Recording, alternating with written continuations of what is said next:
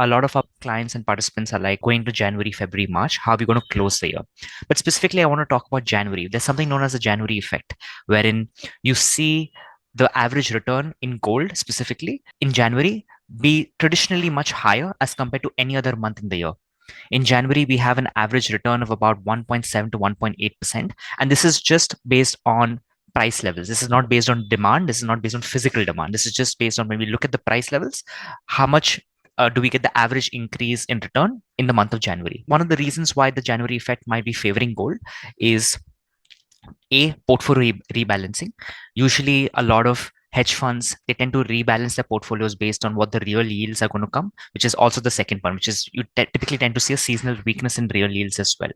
And especially in China, you have ahead of the Lunar New Year, you have some physical restocking of gold that also takes place in January. So there's just a general increase in stock prices and also general increase in gold markets as well, and a drop in US Treasury yields that we might also see take place. So my outlook for January going into the coming year is definitely bullish. We are expected to see that jump up.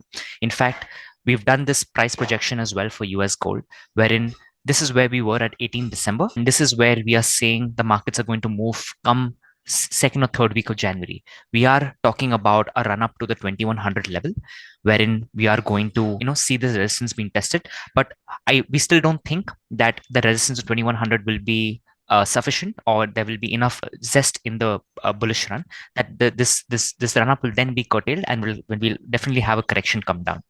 So this is the price projection as well for US spot gold in the next 3 months. We expect markets to rest comfortably somewhere around 2030 to 2050, because I think that's the level where participants would be most comfortable at, given we don't know much from the Fed.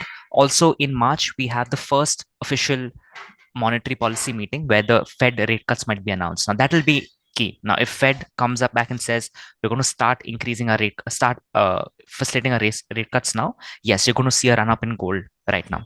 This is being projected based on the fact that we're not going to see any Fed rate cuts in March, probably in May. But up until March, if we have no Fed rate cuts, this is how the markets are going to look like.